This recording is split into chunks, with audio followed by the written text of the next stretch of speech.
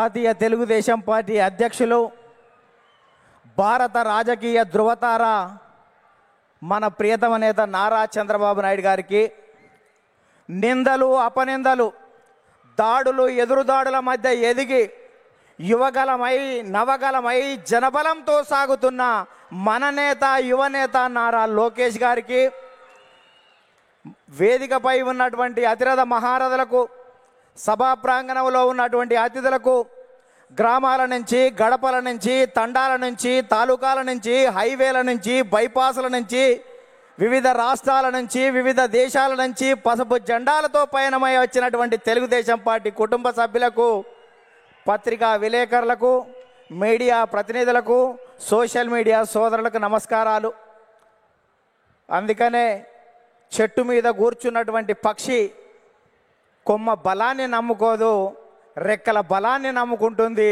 Telugu Desam party కార్యకర్తల బలాన్ని, బలగాన్ని నమ్ముకుంటుంది. కాబట్టి కార్యకర్తలే ఈ పార్టీకి ఇంధనం.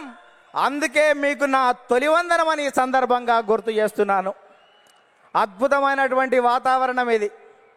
మొన్నటి వరకు ఒక రకంగా ఉండే, మా కాడ ముక్కోడు పోయిండు, మీ కాడ తిక్కోడు పోయిండు. ఇవాళ ముక్కాయనేమో లిఫ్ట్ ఇరిగేషన్, తిక్కాయనేమో ఆత్మలతోటి మాట్లాడేటువంటి పరిస్థితి ఏర్పడ్డది. ఈ సమయంలో జనం కోసం, జాతి కోసం, పేదల కోసం, బీదల కోసం మహానాడు ఏర్పాటు చేసుకొని అధికారంలో ఉంటే ప్రజలకు చేయవలసిన దాని గురించి, ప్రతిపక్షంలో ఉంటే ప్రజా సమస్యల మీద మాట్లాడేటువంటి ఈ మహానాడు వేదికపై, ఈ మహత్తరమైన వేదికపై తెలుగు జాతి విశ్వఖ్యాతి అనేటువంటి అంశం మీద ఈ తీర్మానాన్ని బలపరిచే అవకాశం ఇచ్చిన బాబు గారికి ధన్యవాదాలు.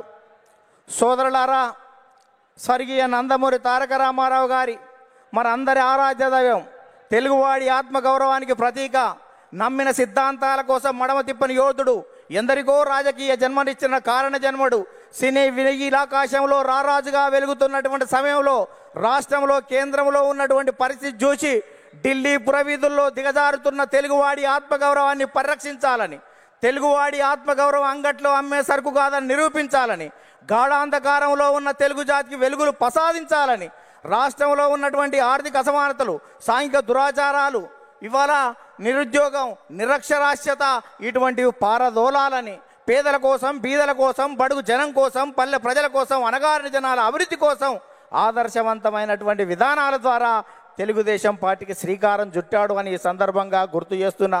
అందుకనే తెలుగుదేశం పార్టీ ఆవిర్భావం తర్వాత రాష్ట్ర రాజకీయాల్లో పెను సంచలనం చంపింది. 9 నెలల్లోనే ఇవాళ అధికారంలోకి వచ్చినటువంటి చరిత్ర మనది. భారతదేశ రాజకీయాల్లో సంచలనాలు సృష్టించినటువంటి చరిత్ర మనది. ఒక ప్రాంతీయ పార్టీగా ఉండి భారత పార్లమెంట్లో ప్రతిపక్ష స్థాయిలో కూడా ఉండగలమని నిరూపించినటువంటి చరిత్ర మనది. భారత ప్రధానమంత్రులు, రాష్ట్రపతుల ఎన్నికలో కూడా ప్రధానమైన భూమిక పోషించినటువంటి చరిత్ర తెలుగుదేశం పార్టీ. అందుకనే తెలుగుదేశం పార్టీ ఆవిర్భావం తర్వాత గ్రామాలకు మౌలిక సౌకర్యాలు అందాయి, ప్రజలకు సంక్షేమ ఫలాలు అందాయి, ప్రజలకు రాజకీయ చైతన్యం వచ్చింది, బలహీన వర్గాలకు రాజకీయ జీవితం వచ్చింది అని ఈ సందర్భంగా గుర్తు చేస్తున్నా. సామాజిక మార్పులకు స్వాగతం పలికాం, ఆర్థిక అభివృద్ధికి అందలం వేశాం, నిమ్న జాతుల ఉద్ధరణ కోసం, బడుగు జనోద్ధరణ కోసం బాటలు వేశాము అని ఈ సందర్భంగా గుర్తు చేస్తున్నాను. అందుకని సోదరులారా,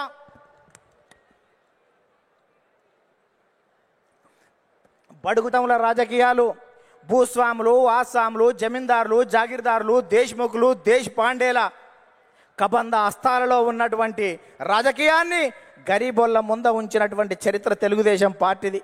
కమ్మరి, కుమ్మరి, జాగలి, మంగలి, ఎరకలి, మాల, మాదిగ, వడ్డెర, బలిజ, లంబాడ, కోయ, ముదిరాజ, పెరిక, మేరు, కాపు, వైశ్య, యాదవ, నేత, గీత, కార్మిక, కర్షక, బడుగు బలహీన వర్గాల బిడ్డల చేతులకు ఈ రాజకీయ అవకాశాన్ని తీసుకొచ్చినటువంటి చరిత్ర తెలుగుదేశం పార్టీది అని ఈ సందర్భంగా గుర్తు చేస్తున్నా.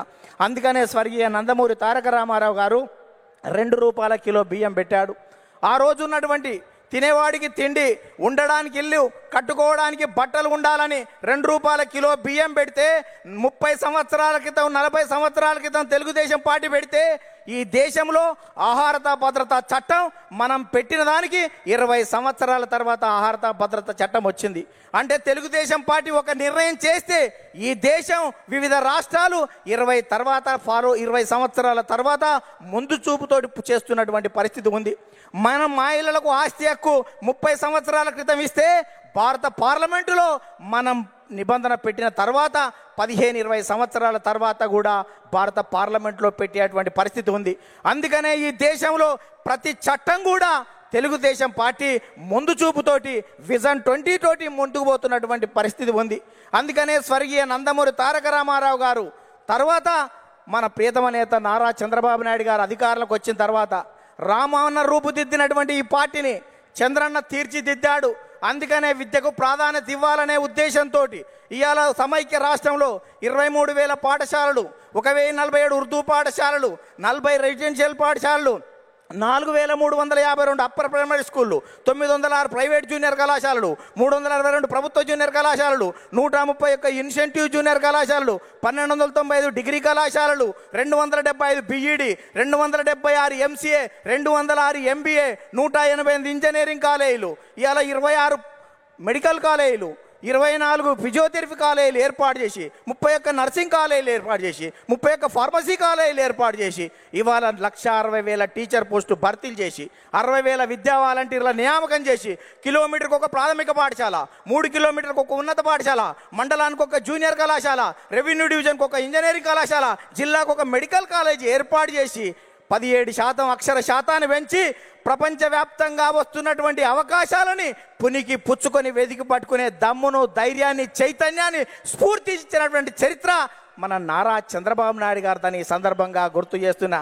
అందుకనే యువత నేడు నారా అంటే రా అని పిలుస్తున్నటువంటి తరుణం ఆసన్నమైంది అని ఈ సందర్భంగా గుర్తు చేస్తున్నా. చంద్రబాబు నాయుడు గారు ఐటీ తేవడం వల్ల ఇన్ఫోసిస్ వచ్చింది, ఐఆర్డీఏ వచ్చింది, IIIT వచ్చింది, ఐఎస్బి వచ్చింది, ఐసిఐ వచ్చింది, నల్సార్ వచ్చింది, నేషనల్ ఇన్స్టిట్యూట్ ఆఫ్ కన్స్ట్రక్షన్ వచ్చింది, ఇటువంటి జినోమ్ వ్యాలీ వచ్చింది, ఔటర్ రింగ్ రోడ్ అంకురార్పణ చేశాం, ఇవాళ ఇంటర్నేషనల్ స్టేడియాలు కట్టాం, ఇంటర్నేషనల్ స్టేడియాలు, ఎయిర్పోర్ట్లు నిర్మాణం చేశాం. ఇవాళ హైదరాబాద్లో అనేక రకాలైనటువంటి అభివృద్ధితోటి ప్రపంచవ్యాప్తంగా ఉన్నటువంటి కంపెనీలు ఇవాళ హైదరాబాద్కు వచ్చాయి, తెలుగు రాష్ట్రాలకు వచ్చాయని ఈ సందర్భంగా గుర్తు చేస్తున్నా. తెలుగుదేశం పార్టీ ప్రపంచవ్యాప్తంగా ఉన్నటువంటి తెలుగు వాళ్ళ కోసమే పనిచేస్తుంది అని ఈ సందర్భంగా గుర్తు చేస్తున్నాను. తెలుగు రాష్ట్రాల అభివృద్ధికి అడుగులు నేర్పినటువంటి చరిత్ర తెలుగుదేశం పార్టీది.